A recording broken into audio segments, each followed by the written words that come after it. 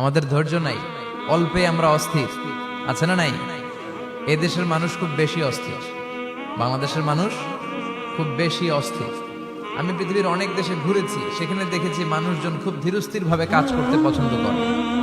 Super শপে যদি কিনতে যায়, they maintain the queue in super shop. Super শপে লম্বা লাইন, সবাই যে ওখানে ভদ্রভাবে দাঁড়ায়, একজনের পর একজন যাবে। টিকিট কাটতে যাবে, লম্বা লাইন, একজনের পর একজন দাঁড়ায়, একজন যাবে আরেকজন। তো ওখানে যদি কোনো বাঙালি থাকে, তখন দেখা যায় তার অস্থিরতা। কেন সামনে এত লাইন, এত সময় লাগে কেন, আমি কখন পাবো, আমার কি হবে? অস্থিরতা আছে না নাই? মানে সে পারে না সামনে সবাইকে ডিঙ্গিয়ে আগে যে টাকা পে করবে, আগে যে টিকিট কাটবে। এই অস্থিরতা আমাদের কমাইতে হবে, ধৈর্যশীল হতে হবে।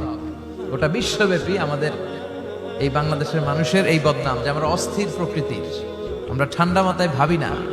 ঠান্ডা মাথায় ভাবতে হবে, ধৈর্যশীল হতে হবে। ইন্নামা সাবরু ইনদা সাদামাতিল উলা। বিষ্ণু বলেছেন, বিপদের প্রথম ধাক্কায় যে সবর ধারণ করতে পারে সেই তো সবুর। এজন্য বিষ্ণু দোয়া করতেন, আল্লাহুম্মা জাআলনি সাবুরা, আল্লাহ আপনি আমাকে ধৈর্যশীল বানান। ও জাআলনি শাকুরা, আপনি আমার শুকরগুজার বান্দা বানান। বিশ্বনবীর চেয়ে ধৈর্যশীল, বিশ্বনবীর চেয়ে শুকরগুজার পৃথিবীর কেউ আছে? কথা বলেন। এমন তাবৎ কোনো অত্যাচার নাই যে অত্যাচার বিশ্বনবীর উপর করা হয় নাই। বিশ্বনবী মক্কার জামিনে যখন দাওয়াত দিতে লাগলেন, ওনারে পাগল বলা হতো, বলা হতো তুমি পাগল, বলা হতো মুহাম্মদ একটা কবি, বলা হতো মুহাম্মদ হচ্ছে গণক। বিশ্বনবী যখন রুকু দিতেন, সিজদায় চলে যেতেন, উটের পচা নারী ভুরি এনে বিশ্বনবীর কাঁধে ফেলে রাখা হতো।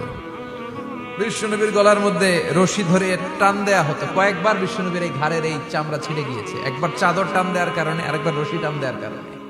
বিশ্বনবী কিছুই বলেন নাই, ক্ষমা করে দিয়েছেন।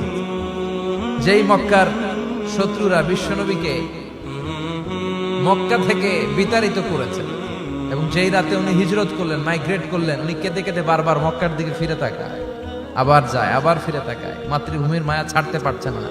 আর বলছিলেন, মক্কা তো আহাব্বুল বিলাদ ইলাইয়া, মক্কা আমার কাছে সবচেয়ে প্রিয় শহর। লাউলা উখরিজতু লামা খরাজতু মিনহা, আমার যদি বের করে না দেয়া হতো এই শহর থেকে, আমি কোনোদিন এই শহর থেকে বেরোতাম না। এত ভালোবাসতেন বিশ্বনবী মক্কাতুল মুকাররমাকে। ধৈর্যশীল ছিলেন। এত অত্যাচার অনাচারের পরে যখন মক্কা বিজয়ের ক্ষণ আসলো, এই মক্কাকে বিশ্বনবীর করতলগত করে দিল কে? ফাতে মক্কা হলো। বিশ্বনবী চাইলে পিছে পিছে প্রতিটা কাফির মুশরিককে শেষ করে দিতে পারতেন, ঠিক কিনা? কিন্তু বিশ্বনবী বললেন, লা তাসরিবা আলাইকুমুল ইয়াউম ইযহাবু আনতুমুত তুলাকা। কোন রিভেঞ্জ চলবে না আজকে, কোনো প্রতিশোধ নাই। একেবারে বড় যুদ্ধাপরাধী যারা, মারাত্মক যারা অফেন্স করেছে, তাদেরকে শাস্তির আওতায় আনা হবে, বাকি সবাইকে আমি ক্ষমা করে দিলাম। In the long history of the world, there is no instance of magnanimity and forgiveness which was showed by our beloved Prophet Muhammad when all of his enemies laid under his feet and he forgave them one and all. পৃথিবীর গোটা পৃথিবীর ইতিহাসে এরকম নজির কোথাও পাওয়া যায় না, যাকে এত অত্যাচার করে বিতাড়িত করা হয়েছে, নির্বাসন দেয়া হয়েছে, হিজরতে বাধ্য করা হয়েছে।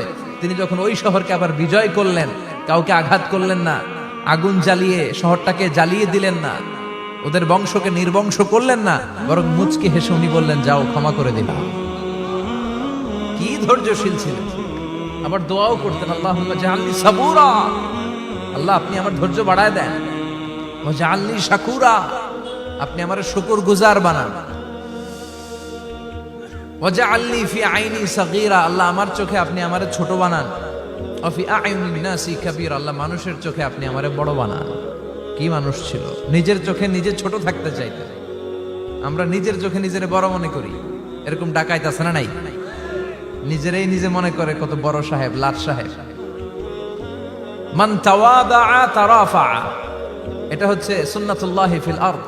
মান তাওয়াদাআ তারাফা, যে নিচে নেমে থাকতে চায় আল্লাহ ওরা টেনে উপরে উঠায়, আর যে খালি উঠতে চায়, হিংসা করে অহংকার করে উপরে ঠেলতে চায়, ওরা নিচে নামায় দেয় কে? সাইয়েদনা আদমকে আল্লাহ বললেন, আদম সাল্লিম আলা উলাইকান নাফার লাম্মা খালাকাল্লাহু আদামা ওয়া কানা তুলহু 60 যিরাআন।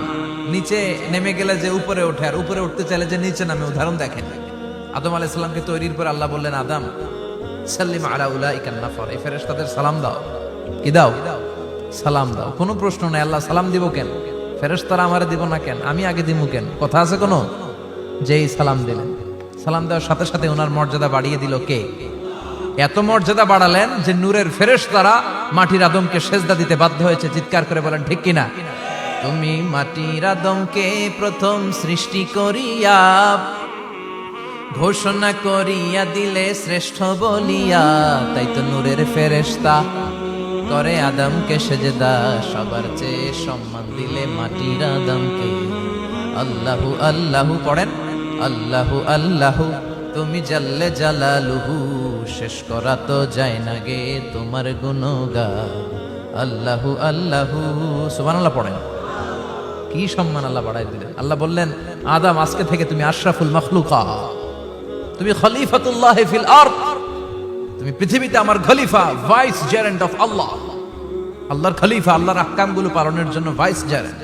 চুরি করলে হাত কেটে দাও, কার আইন? এই কাজ আদম তুমি দুনিয়াতে যেয়ে করবে। জিনা করলে ডেথ পেনাল্টি, হেড অফ, শিরোচ্ছেদ করে দাও, কার আইন? খলিফা হিসেবে মানুষ এসে করবে। মানুষকে আল্লাহ আশরাফুল মাখলুকাত বানিয়ে দিলেন, নিচু হয়েছে বড় বানিয়ে দিলেন। আর শয়তানের অবস্থা কি? শয়তানকে আল্লাহ বললেন সেজদা দে আদমকে। শয়তান যুক্তি দাঁড় করিয়েছে, খালাকতাহু মিন তিন খালাকতানি মিন নার ওয়া খালাকতাহু মিন তিন। আল্লাহ আপনি আমারে বানাইছেন আগুন দিয়া, কি দিয়া? আগুনের ধর্ম উপরের দিকে ওঠে আর মাটির ধর্ম সে নিচে পড়ে থাকে, আমি কেন সেজদা দেব? শয়তানকে চিরকালের জন্য ইবলিস মালউন, অভিশপ্ত আর জাহান্নামী হিসেবে ঘোষণা দিয়ে দিল কে? এজন্য আপনি ছোট থাকতে চাইবেন, আপনারে বড় বানাবে কে? আর আপনি নিজে যদি বলেন আমি বড়, থাপ্পড় মেরে আপনার নিচে নামাই দিবে কে?